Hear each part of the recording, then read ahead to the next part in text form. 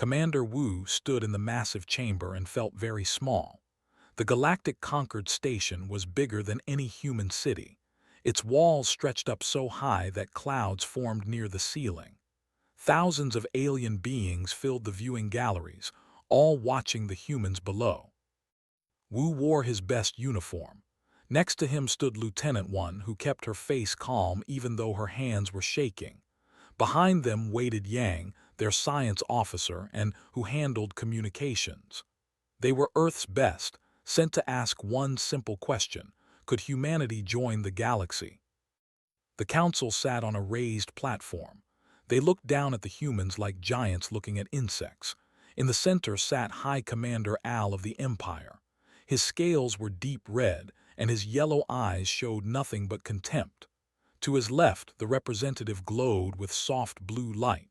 To his right, the ambassador clicked its mandibles slowly. "Speak human," Al said. His voice boomed through the chamber. "Tell us why we should allow your primitive species into our conquered." Wu stepped forward. He had practiced this speech for months. "Earth requests membership in the Galactic Conquered. We offer our friendship, our resources, and our desire to learn from the great civilizations gathered here." Laughter erupted from the galleries. It started with a few aliens and spread like fire. Soon, thousands of beings were laughing at the four humans standing alone in the massive chamber. Al raised one clawed hand. The laughter stopped instantly. "Friendship? What friendship can primitives offer? You have no faster-than-light travel. You still burn chemicals to leave your planet. Your species lives barely 100 years. What can you possibly offer us?" One's jaw tightened. Wu could feel her anger, but he kept his voice steady. "We offer determination. Humanity has overcome every obstacle in our path. We have survived ice ages, plagues, and wars. We never give up." More laughter filled the chamber. This time it was louder, and the ambassador leaned forward. Its voice sounded like grinding metal. "You speak of surviving ice ages as if it were impressive. Our species crosses between galaxies. Your entire solar system is barely worth a mining operation." Yang stepped forward before Wu could stop him. The young science officer's face was red. "We may not have your technology now, but we learn fast. Give us a chance to prove ourselves." Al's lips pulled back, showing rows of sharp teeth. It might have been a smile. "Prove yourselves. Very well, return to your system. Stay there. Do not leave without permission. Perhaps in 10,000 years you will have something worth our attention. Perhaps your species will be extinct by then. Either way, the galaxy will not miss you." The council members rose as one. The meeting was over. Humanity's petition was. As they walked back to their small ship, none of the humans spoke. Around them, alien beings whispered and pointed. Some laughed openly. Others simply ignored them, as if the humans were not worth noticing at all.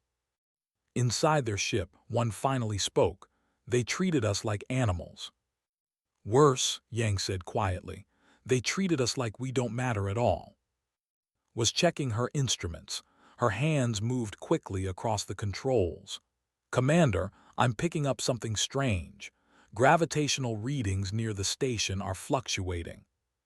Wu looked at the data. Could it be their engines? "No, sir. This is different. It's like space itself is bending in ways it shouldn't." Adjusted her sensors. "The readings are getting stronger." One came to stand beside them. "Could it be a weapon? Maybe they plan to attack us." "I don't think so," said. "This doesn't match any weapon signatures in our database. It's like something is trying to push through from somewhere else." Wu watched the readings for a moment longer. Then he made a decision. "Log everything. Send it back to Earth on tight beam transmission. If this is some new technology, our scientists need to see it." As their ship pulled away from the station, Wu looked back at the massive structure. Somewhere in there, thousands of alien species were going about their business. Trading, talking, making deals that would shape the galaxy. And humanity was locked out of all of it. "Commander," one said softly, "what do we tell them back home?" Wu was quiet for a long moment. We tell them the truth. The galaxy doesn't want us. They think we're primitives. They think we're nothing. Are we going to accept that? Yang asked. No, Wu's voice was firm.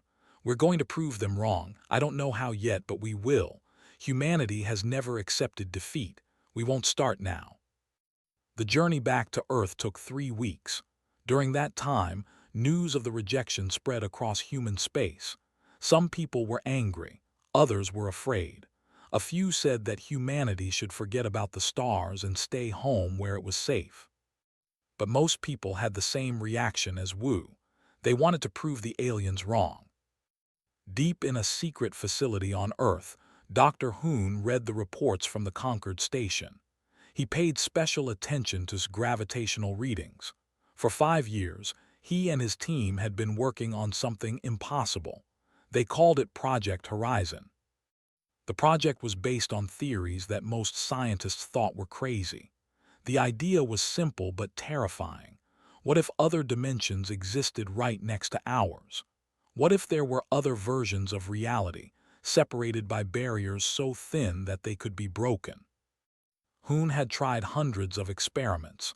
All had failed, but readings gave him new hope. If space could bend naturally near the conquered station, maybe it could be bent artificially too.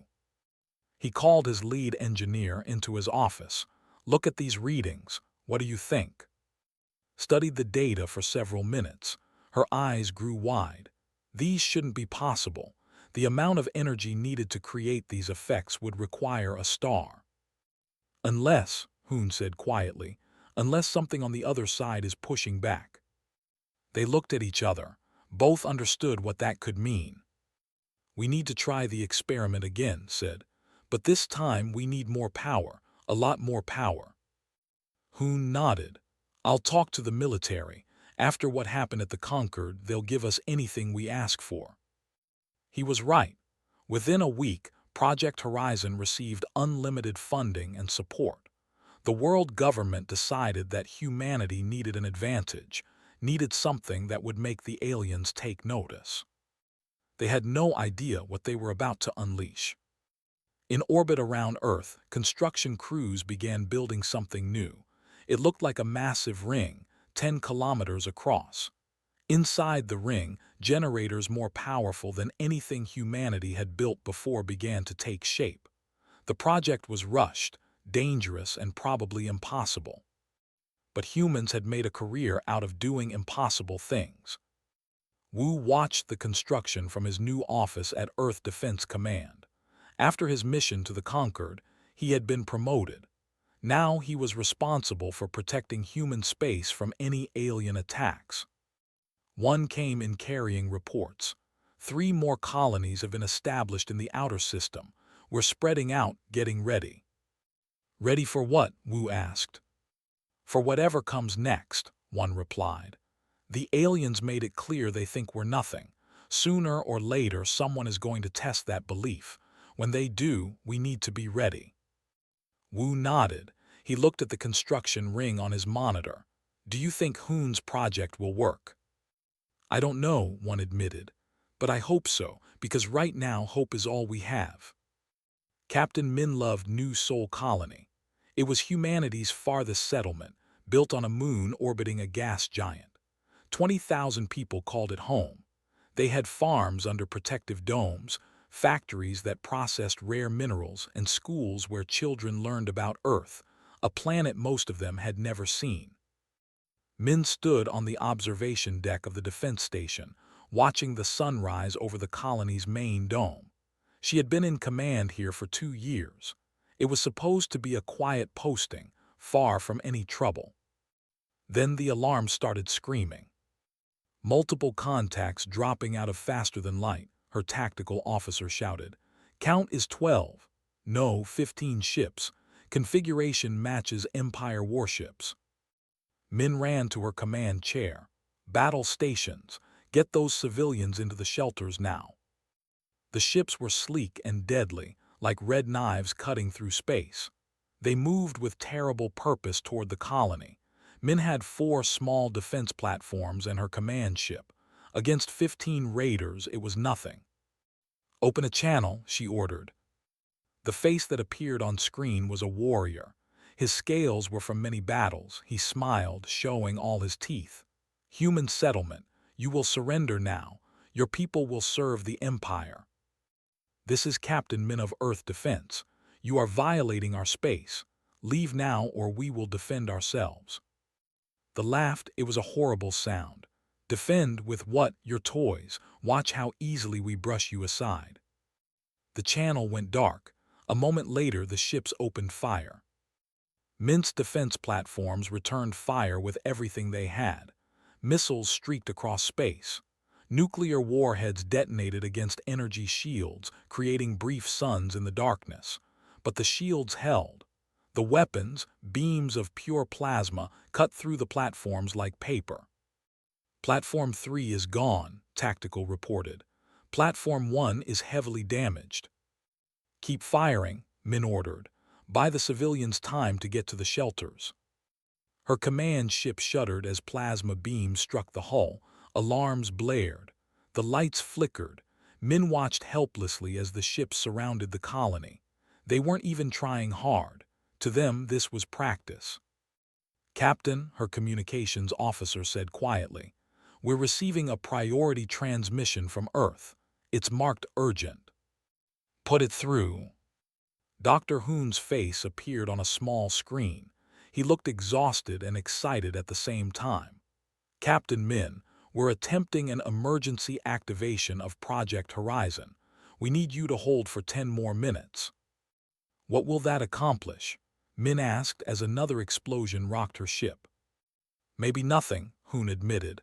"Maybe everything, just hold on." The transmission ended. Min looked at her crew. They were all young, all brave, all probably going to die in the next few minutes.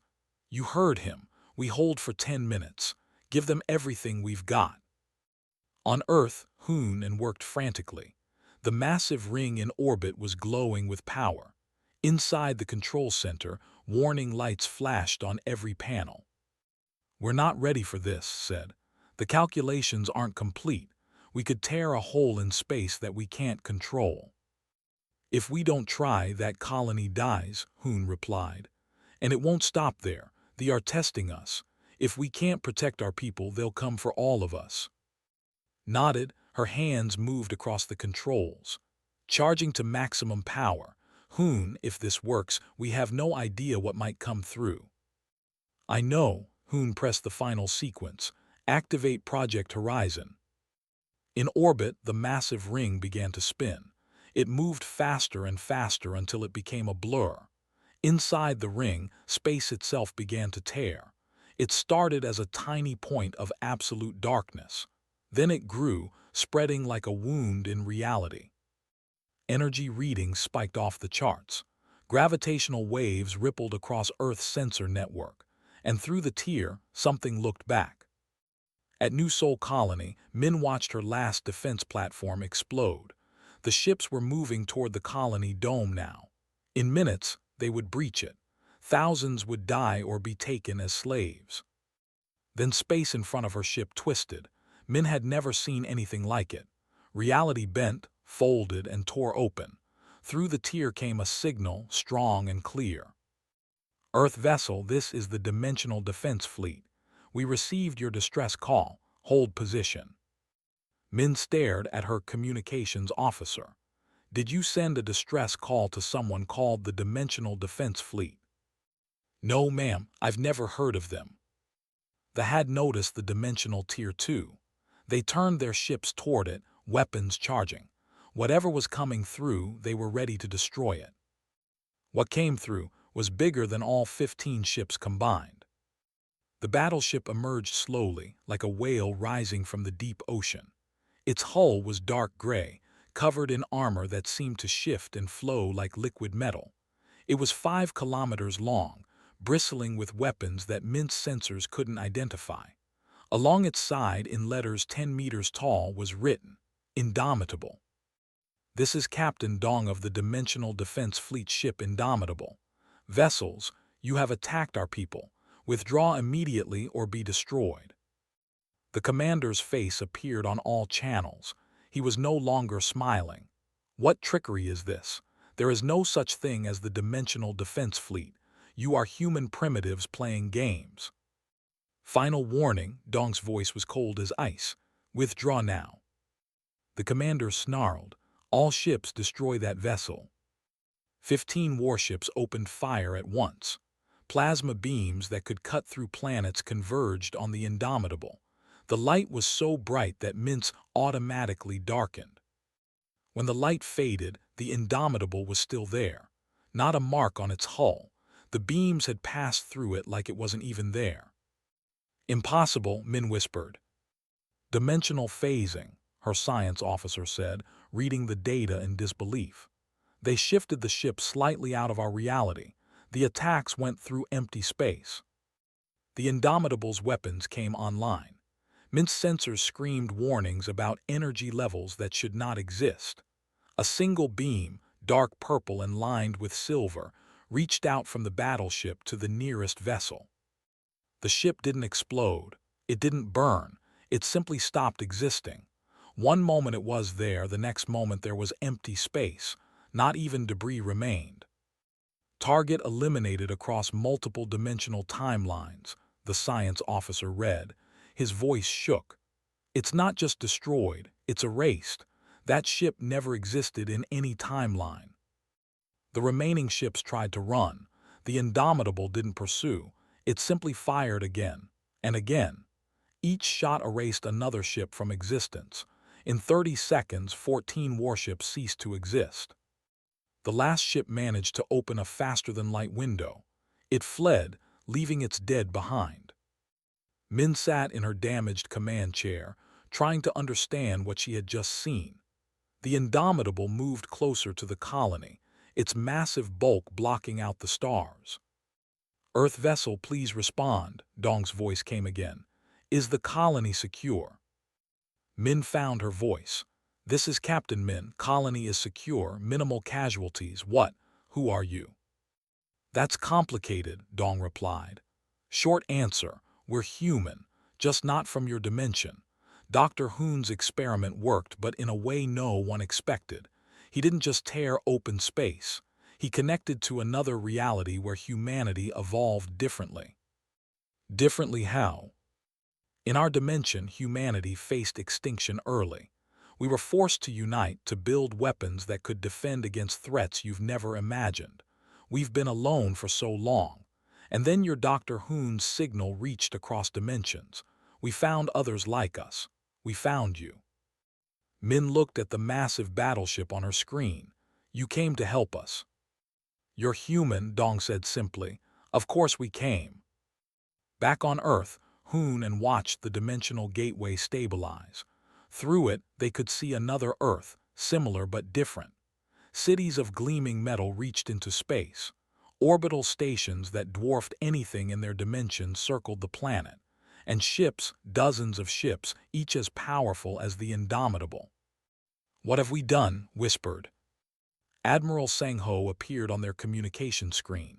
He was older, with gray in his hair and scars on his face, but his eyes were kind. Dr. Hoon, Doctor, you've answered a question we've been asking for centuries. Are we alone in the infinite dimensions? The answer is no. And now, neither are you. Will you help us? Hoon asked. We're human, Sang-ho replied. Helping each other is what we do. The aliens who mocked you, who attacked your colony, they're about to learn something important. Humanity is never truly alone, and we never forget those who threaten our people. News of the battle at New Seoul spread across the galaxy faster than light. The aliens who had laughed at humanity's petition now whispered in fear. The Empire went silent, their leaders desperately trying to understand what had happened. And through the dimensional gateway, more ships began to arrive. Humanity's reinforcements had arrived from another dimension. The galaxy would never be the same. The news reached the Galactic Concord station within hours. High Commander Al watched the battle recordings 3 times. Each time, he hoped to see something different. Each time, he saw his Empire's ships erased from existence like they were nothing. Around him, the council chamber was in chaos. Representatives from 100 species shouted at each other. Some demanded immediate military action. Others wanted to open negotiations with humanity. A few quietly began calculating how quickly they could abandon the conquered entirely. Silence, Al's voice cut through the noise. This changes nothing. The humans use trickery, some kind of weapon we have not seen before, but they are still primitives. They still have only one ship. The representative glowed brighter, a sign of agitation. Commander, you saw what that ship did. It phased through our reality. Its weapons erase matter from existence. We should seek peace, not war. Peace? Al's scales darkened to almost black, showing his rage. The Empire does not bow to primitives. We will gather our forces and crush this threat before it grows. But privately, Al was afraid. He had ruled through strength for 30 years. He had conquered 12 systems and enslaved 8 species. Now, for the first time, he had seen something stronger than himself. The fear made him angry, and anger made him dangerous. Above Earth's moon, the dimensional gateway pulsed with energy. Through it, a steady stream of supplies and information flowed between the two humanities. Admiral Sang-ho had established a command post on the lunar surface, coordinating with Earth's defense forces. Commander Wu stood beside the admiral, looking at tactical displays. "How many ships do you have in your dimension?" "Enough," Sang-ho replied. "But we're not bringing them all through. Not yet. We want the aliens to understand our power, not fear us so much that they become irrational." "They already attacked one of our colonies," one said. "She had been promoted to major after the incident at New Seoul. How much more irrational can they get?" "Much worse," Sang-ho said quietly. "A cornered animal fights with desperation. We want the conquered to respect us, not hate us. Respect can lead to peace. Hate only leads to more war." Ambassador Jin entered the command center. She was from the Dimensional Fleet, a diplomat who had negotiated with species humanity had never heard of. "I've prepared a message for the Galactic Conquered. With your permission, I'd like to send it." Wu nodded. "What will you tell them?" "The truth, that we're human from another dimension, that we're here to protect our people, and that we want peace but we're prepared for war." The message was broadcast across all conquered channels. Every species received it. Jin's face appeared on 1 billion screens across the galaxy. "People of the Galactic Conquered," she began. "I am Ambassador Jin of the Dimensional Defense Fleet. We are human, like our cousins in this dimension. We come from a reality parallel to yours, reached through the dimensional gateway created by your dimension's scientists." She paused, letting that information sink in. "We watched as humanity in this dimension was mocked and dismissed. We watched as the Empire attacked a peaceful colony. We came to help our people as any family would. We do not seek conquest. We do not desire your systems or your resources. We want only one thing: recognition that humanity in all dimensions deserves respect." The message continued for 10 more minutes. Jin outlined terms for peace. She offered technology exchanges, trade agreements, and mutual defense pacts. But she also made one thing very clear: attacks on any human settlement would be met with overwhelming force. In his chambers, Al watched the message and felt his world crumbling. Everything he had built was based on the being the strongest, the most feared. Now there was something stronger, and it wore a human face. He made a decision that would doom his empire. He began sending secret messages to other species, those who had also profited from humanity's weakness. The Hive, the clans, the Nexus Collective, 6 species in total, all with powerful militaries, all with reasons to fear humanity's rise. "We will assemble the largest fleet in galactic history," he told his co-conspirators. 200 ships from each of our peoples, 1,200 warships in total. We will destroy their gateway before more ships can arrive. We will show the galaxy that we are not afraid. But someone was listening. Intelligence officer had served in Earth security forces for 15 years. He was good at his job. Very good. When they began using encrypted channels to contact other species, he noticed the unusual patterns in subspace communications. It took him 3 weeks to break the codes. By then, the alien coalition had already begun gathering their fleet, brought his findings directly to Admiral Sang-ho. "They're coming," he said, spreading data across the tactical display. 1,200 ships, maybe more. They'll hit the Gateway and Earth simultaneously. Sang-ho studied the information. When? 2 weeks, maybe 3. They're assembling in the Vega system, just outside conquered space. Can we stop them? Not with one ship, admitted. The Indomitable is powerful, but even it can't fight 1,200 warships alone. Sang-ho smiled. Then it's a good thing we're bringing reinforcements. Over the next 10 days, 3 more battleships came through the dimensional gateway. The Thunderer, commanded by Captain Min, the Horizon's Edge under Captain Young, and the Prometheus, led by Captain Mi. Each was as powerful as the Indomitable. The 4 battleships took up defensive positions around Earth and the Gateway, but they didn't hide. They wanted the aliens to see them, to know what they would face. Across the galaxy, billions of beings watched and waited. Some hoped the humans would win. Others prayed for their defeat. Most simply wanted to survive what was coming. On Earth, people prepared, not with panic but with determination. Factories that had built civilian ships now produced weapons. Orbital platforms that had monitored space now bristled with missiles. Humanity had been given a gift, advanced technology and powerful allies. They would not waste it. In the Vega system, the Coalition fleet assembled. Al stood on the bridge of his flagship, a massive dreadnought called the Vengeance. Around him, 1,199 other warships waited for the order to attack. "They think 4 ships can stop us," Al said to his officers. "They think their tricks will save them, but we have numbers, we have experience, we have the might of 7 empires behind us." His communications officer looked uncertain. "Commander, should we not attempt negotiation first? The humans have offered peace terms." Al's tail lashed in anger. "Negotiation is for the weak. We are conquerors. We will show these humans what happens when primitives challenge their betters."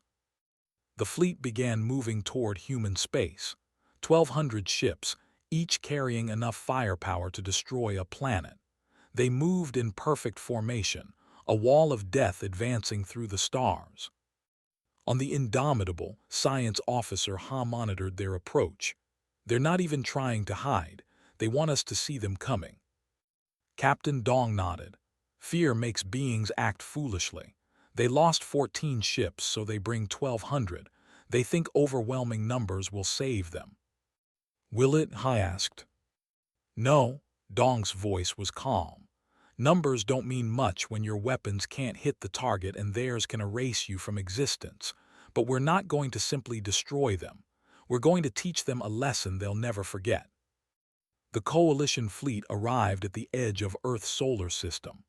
They stopped just outside of weapons range, spreading out in a formation that stretched across millions of kilometers. It was an impressive sight, meant to inspire fear. Dong opened a channel to all 4 battleships. "Captains, remember the plan. We disable, not destroy. We want prisoners, witnesses, proof that we offered mercy even to those who attacked us. Fire only on my command." The Coalition fleet began its attack. Al's voice boomed across all channels. "Humans, this is your only warning. Surrender now and we will allow your species to survive as servants to your betters. Refuse and we will erase Earth from the maps." From the Indomitable, Dong's reply was simple: "No." 1,200 warships opened fire at once. The space between them and the human battleships filled with plasma beams, missiles, energy torpedoes, and weapons humanity had never seen before. It was enough firepower to crack a moon in half. The 4 human battleships simply phased out of reality. Every shot passed through empty space. The weapons kept going, traveling until they burned out in the cold of space. Then the humans fired back. But they didn't use the dimensional lances that erased matter. Instead, each battleship deployed clouds of small objects, thousands of them, each no bigger than a car. They spread out across space like a silver mist. "What are those?" Al demanded. His tactical officer studied the sensors. "Unknown objects. They're moving too fast to target individually. They're heading straight for our fleet." The objects were drone fighters, operated by artificial intelligence and moving at speeds that would kill any living pilot. They flew through the coalition fleet like angry insects, dodging fire with impossible precision. But they weren't attacking. They were attaching themselves to the alien ships. "Get them off," Al shouted. "Shoot them down." But there were too many. For every drone destroyed, 3 more took its place. Within minutes, every ship in the coalition fleet had dozens of drones attached to their hulls. Then the drones activated. Electromagnetic pulses surged through the alien vessels, not enough to destroy them, but enough to disable their weapons and engines. Across the entire fleet, 1,200 warships went dark in perfect synchronization. Al stared at his dead controls. Emergency power kicked in, giving him minimal life support and communications. Nothing else worked. Dong's voice came across all channels again. "Coalition forces, your weapons are disabled. You are not destroyed. You are not dead. You are being given mercy that you did not offer our colony. Power down all systems and prepare to be boarded. Any vessel that attempts to flee or fight will be destroyed." In the silence that followed, the truth became clear to every being in that fleet. They had brought 1,200 ships to fight for, and they had lost without landing a single hit. The galaxy watched in real time as the human battleships moved through the disabled fleet. Communications officer had suggested broadcasting everything on public channels. Let every species see what happened when you attacked humanity. Boarding teams from the dimensional fleet moved through the alien ships with practiced efficiency. They were not there to kill. They secured weapons, checked for wounded, and began temporary repairs to life support systems. The aliens they encountered were treated with respect, even though these same aliens had come to destroy Earth. On the flagship, Al sat in his command chair and watched humans walk through his ship. Young soldiers in armor that shifted colors like oil on water. They moved with confidence, checking each room, making sure everyone was safe. They even brought medical supplies for the injured crew. Captain Dong came to the bridge personally. He was not what Al expected. No armor, just a simple uniform. A calm face that showed no anger or hatred. He looked at Al the way someone might look at a student who had failed an important test. "High Commander Al," Dong said, "you are under arrest for unprovoked attacks on human colonies and for organizing this fleet to commit genocide. You will be taken to stand trial." Al's pride flared one last time. "I am a High Commander of the Empire. You have no authority to arrest me." "The moment you attacked our people, we gained that authority," Dong replied. "You wanted to show the galaxy that humanity was weak. Instead, you showed them that we are merciful. We could have erased every ship in this fleet from existence. We chose not to. Remember that when you stand trial." Across the galaxy, the reaction was immediate and varied. On the crystalline beings celebrated. They had argued for peace from the beginning. Now they had been proven right. The Hive went silent. Their ambassador had been part of the coalition. Now their entire contribution to the fleet sat disabled in human custody. The hive mind was calculating new strategies, new approaches. Fighting humanity was clearly not the answer. In smaller species, those who had been oppressed by thee and others like them, there was quiet satisfaction. The bullies had been humbled. The strong had been shown to be weak. But not everyone was happy. 4 of the coalition species began emergency military buildups. They saw humanity not as a potential partner, but as a new threat that must be stopped before it grew too powerful. Ambassador Jin worked tirelessly from the Lunar Command Center. She sent messages to every species in the Conquered, offers of peace, of technology exchange, of mutual protection. She made it clear, humanity wanted friends, not subjects. Some listened. They were the first to respond positively. Their representative, a being named Shine in Depth, came to Earth personally. It was the first alien to visit Earth in peace rather than conquest. Science Officer Yang met Shine in Depth at the landing facility.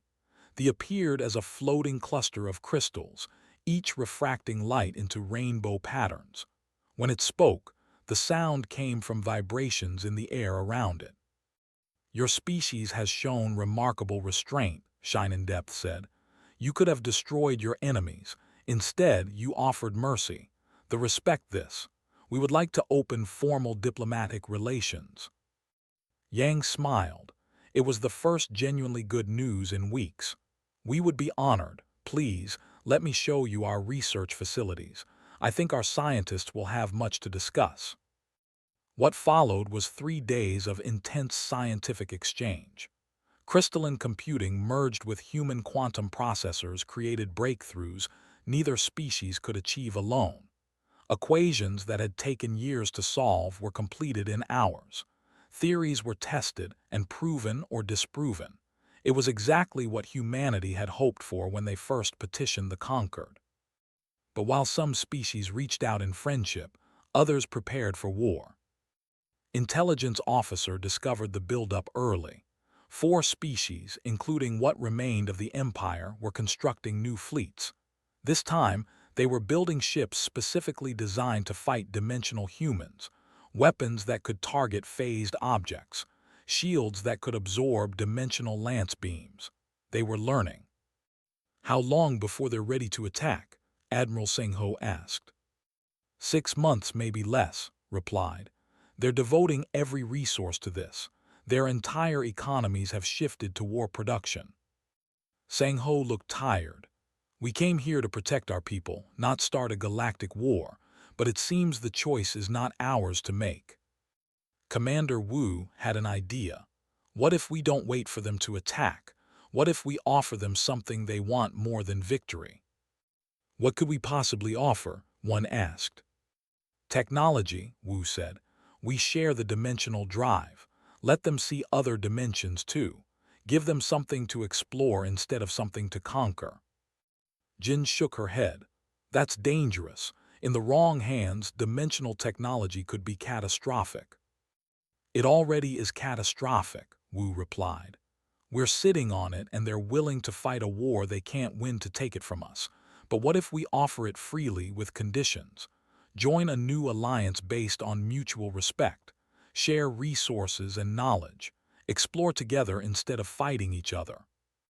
It was a bold idea, maybe too bold, but after much debate they decided to try. Liaison Officer Bora was given the task of reaching out to the hostile species. She was young, only 26, but she had studied alien cultures her entire life. She understood something important. Most species wanted peace. It was their leaders who wanted war.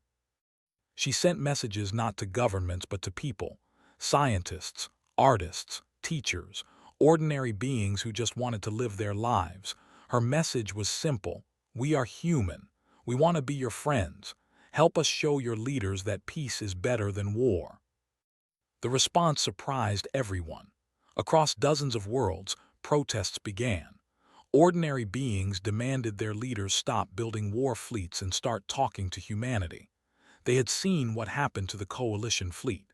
They knew another war would end the same way, but with more death and suffering.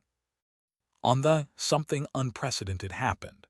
The civilian government, which had been powerless under military rule, staged a coup. Military leaders who wanted war were arrested. New leaders who wanted peace took control. A reformed delegation requested permission to visit Earth. At their head was a soldier named N. He had fought at New Sol Colony. His ship had been one of the 14 erased by the Indomitable, but he had survived, pulled from a dimensional echo by human rescue teams who worked for 3 days to stabilize him between realities. N came to Earth not as a conqueror, but as someone who had seen death and been given a second chance. Captain Dong met him at the landing facility. "I came to apologize," N said. "I attacked your colony, I helped kill your people, I deserve execution." "You deserve a second chance," Dong replied. "Just as my people were given a second chance when we nearly destroyed ourselves. The past is done. What matters is what we do next." N looked at the human captain. In his culture, mercy was weakness. But he had been shown mercy, and it had not made him feel weak. It had made him feel grateful. It had changed him. "My people want peace," N said. "We want to join your new alliance. We want to learn from you." Over the next 3 months, the galaxy began to reorganize itself. The Galactic Concord, which had been based on military might and economic power, dissolved. In its place, something new emerged. They called it the Universal Compact. It was based on simple principles: mutual respect, shared technology, and collective defense. Any species could join as long as they agreed to the rules. No slavery, no conquest, no persecution of other species. Humanity, both original and dimensional, became founding members. The joined immediately. The humbled but hopeful joined next. Within 6 months, 40 species had signed the compact. Within a year, it was over 100. Not everyone joined. A few species refused to give up their old ways.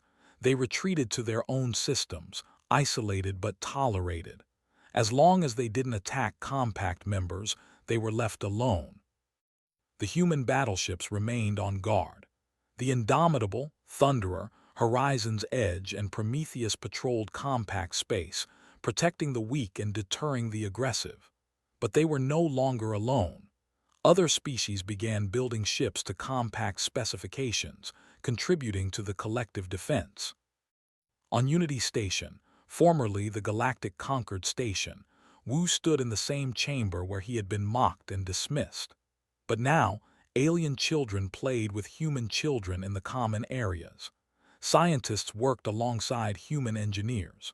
Artists created light sculptures that told the story of how the galaxy learned to work together. One stood beside him. "We did it," she said quietly. "Not the way we expected, but we did it." "We're not done yet," Wu replied.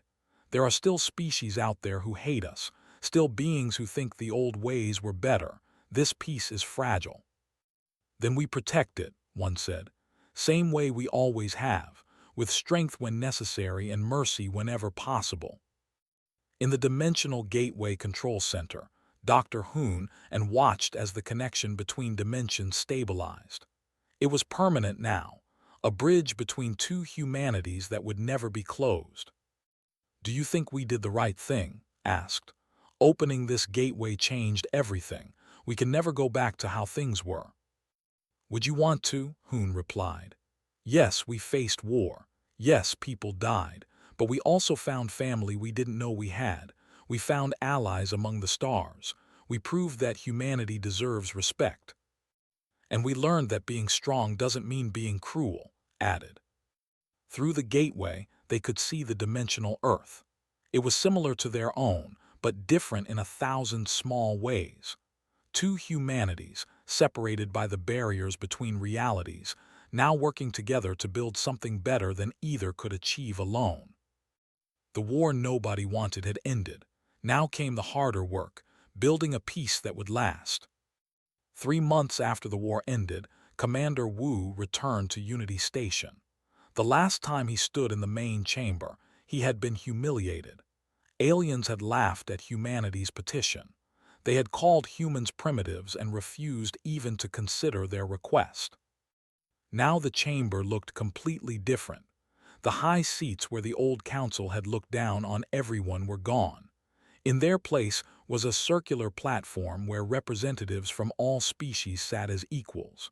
Humans and dozens of other species worked side by side. Wu walked through the common areas. Alien children ran past him, chasing each other in a game that crossed species boundaries. A young child bumped into him and immediately said sorry in perfect human language. Wu smiled and told the child it was okay. One joined him carrying 2 cups of coffee. She had been promoted again. Now she was Lieutenant Colonel 1, second in command of all human forces in this sector. "Brings back memories, doesn't it?" she said, handing him a cup. "Bad memories," Wu replied. "Standing here being told we were nothing, that we didn't matter. But we proved them wrong." "Did we, though?" Wu asked. "We won through force. Yes, we showed mercy afterward, but the only reason they listen to us now is because they're afraid of our weapons." One considered this. Maybe at first, but look around. Those children playing together, they're not afraid. The scientists sharing research, the traders opening new markets, the artists creating together. That's not fear, that's something better.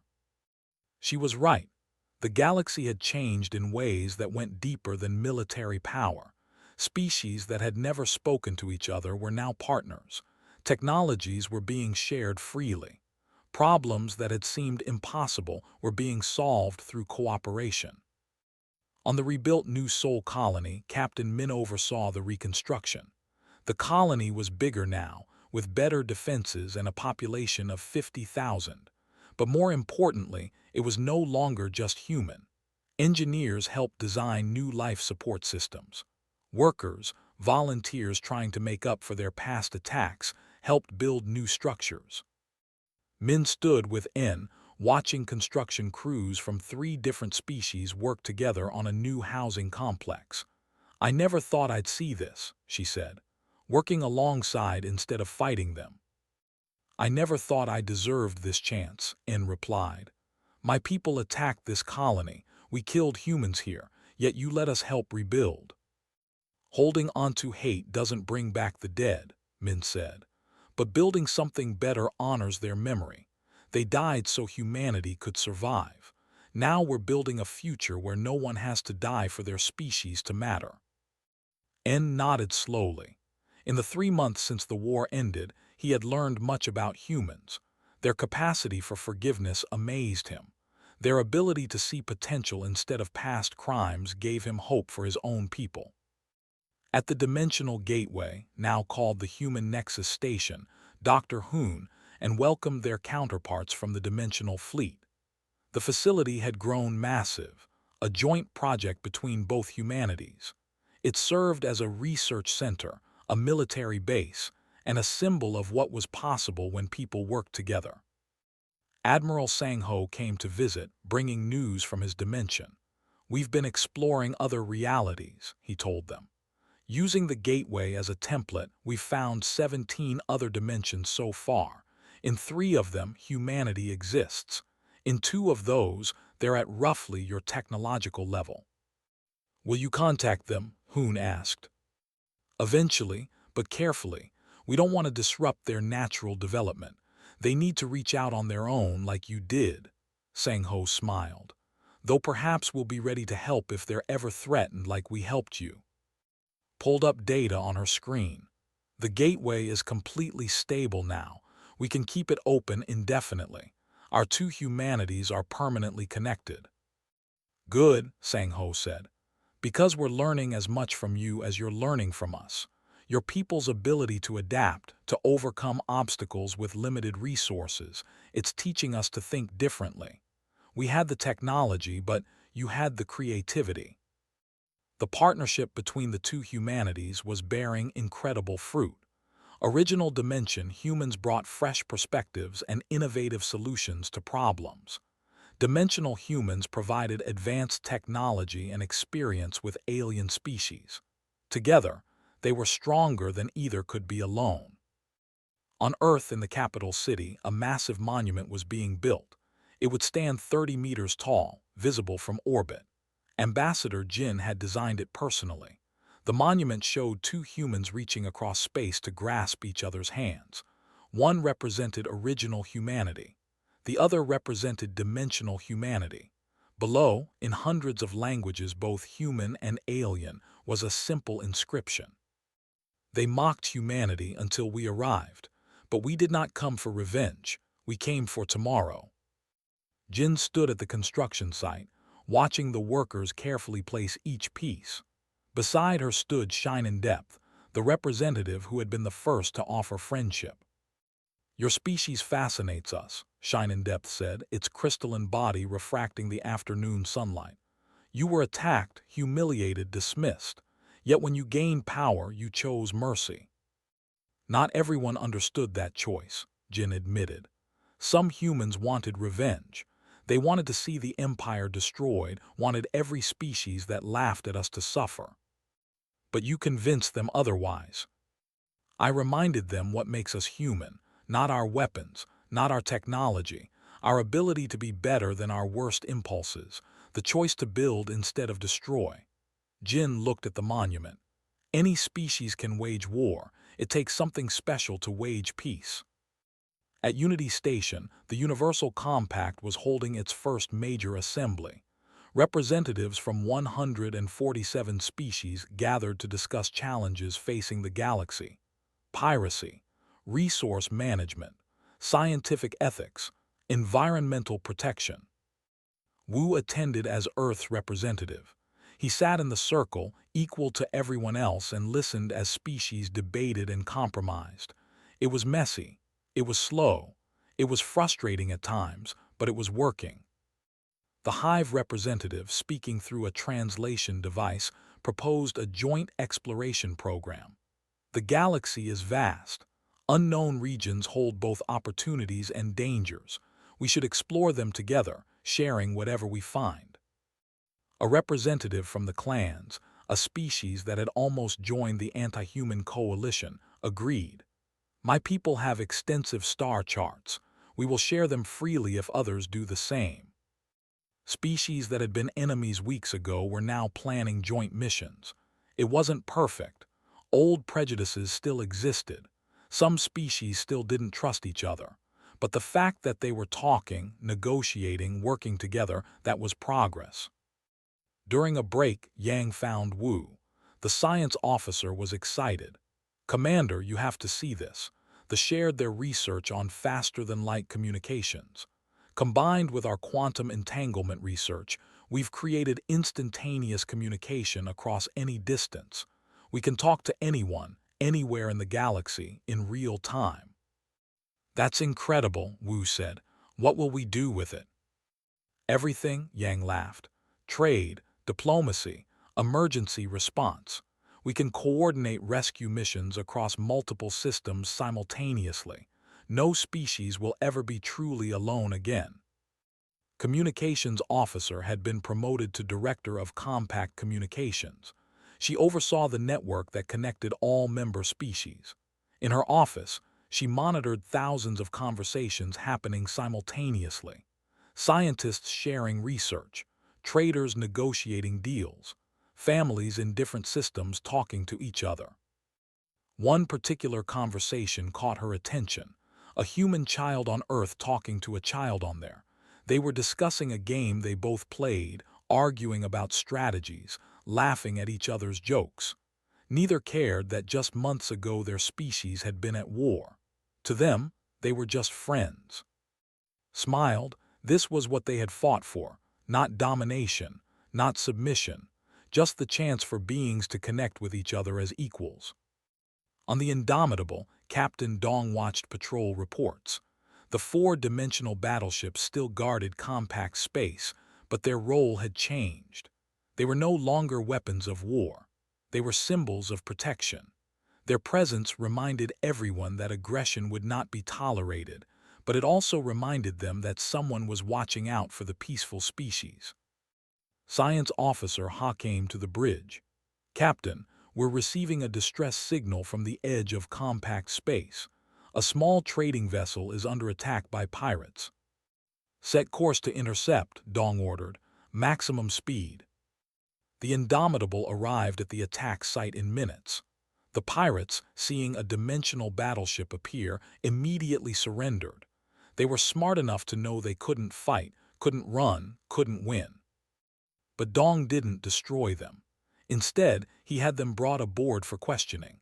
Most were desperate beings from species not in the compact, struggling to survive. He offered them a choice: face trial for piracy, or join a work program helping rebuild areas damaged by the war. Most chose the work program. Even pirates deserved a second chance. Back on Earth, Dr. Hoon received a message from Admiral Sang-ho. The dimensional humans had made a discovery. In another dimension, they had found a species that was about to destroy itself in a nuclear war. Should they intervene? It was the question that kept Hoon awake at night. With dimensional travel, humanity could reach into other realities. They could prevent disasters, save species from extinction. But should they? Did they have that right? He discussed it with, if we had the power to prevent our own worst moments in history, should we have used it? Would we be who we are today without those struggles? I don't know, admitted, but I think there's a difference between preventing growth and preventing extinction. Learning from mistakes is valuable, but you can't learn anything if you're dead. They brought the question to the compact assembly. Let all species decide together. After 3 days of debate, the compact reached a decision. They would intervene, but only to prevent total extinction. They would not dictate how other species developed, would not force their values on others. But they would not stand by and watch species destroy themselves when they had the power to help. It was a compromise that satisfied no one completely, which meant it was probably the right decision.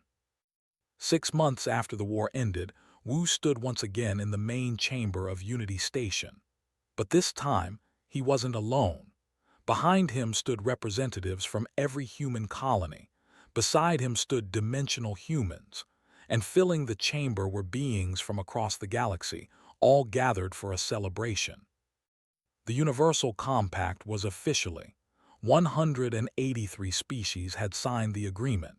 They committed to peace, cooperation, and mutual defense. They agreed to share technology and resources. They promised to protect each other from external threats. Ambassador Jin gave the closing speech.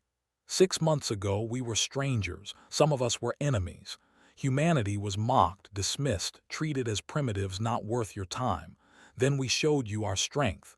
We could have used that strength to dominate, to take revenge, to build an empire based on fear. She paused, looking around the chamber. We chose differently.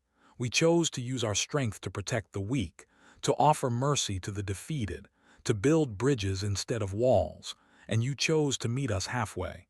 You chose to see us not as threats but as partners. The galaxy is vast. We are small, but together we are strong. Together we can face any challenge. Together, we can build a future where every species matters, where no one is dismissed as primitive, where strength is measured not in weapons but in wisdom. The chamber erupted in sounds of approval. Different species showed agreement differently. Some clapped, some hummed, some flashed lights or released specific scents, but all were celebrating the same thing, hope for a better future. After the ceremony, Wu and One stood alone on an observation deck. Through the windows, they could see Unity Station's massive ring rotating slowly. Beyond it, stars stretched into infinity. Do you think this will last? One asked. I don't know, Wu admitted. Peace is harder than war. Building is harder than destroying. There will be challenges. Species will disagree. Some will want to go back to the old ways. But we'll be ready, One said. Yes, we'll be ready. Not with weapons, though we have those if needed, but with something stronger, the knowledge that we're better together than apart. In the Dimensional Gateway Control Center, Hoon and watched as another ship came through from the other dimension. It carried supplies, technology, and most importantly, people. Humans from one dimension visiting humans in another, sharing stories and building relationships. We opened a door we can never close, said. Changed everything forever. Would you close it if you could? Hoon asked. Thought for a moment, then she smiled. No, whatever challenges come, whatever problems we face, we're facing them together. Two humanities united across dimensions, and dozens of other species united across space. That's worth any price. On Earth, the monument was completed. 30 meters tall, showing two humans reaching across impossible distances to grasp hands. Children played at its base. Humans and aliens together, not even noticing their differences, just being kids. An old man stood looking at the monument. He had been there when humanity was rejected by the conquered, had watched the recordings of the battles, had seen everything change. A young approached him. She was a student studying human history. "Excuse me, sir, were you there when the mockery happened?" The old man nodded. "I watched it happen, watched our leaders humiliated, watched them laugh at us." "Does it still make you angry?" the student asked. The old man smiled. "No, because I also saw what came after, saw humanity prove its worth, saw mercy given to the merciless, saw enemies become friends." He looked at the young. "Your people attacked us, killed humans. Yet here you are studying our history, learning our language. That's the real victory, not the battles we won but the peace we built." The student nodded, understanding. She thanked the old man and walked away to join her classmates. Humans and studying together, learning from each other, building a future their ancestors never imagined. The galaxy had changed. Humanity had arrived from another dimension with weapons that could erase matter from existence, with ships that could phase between realities, with power that could have dominated everything. But they chose differently. They chose mercy. They chose partnership. They chose tomorrow over yesterday. And in making that choice, they proved that true strength isn't about who has the biggest weapons.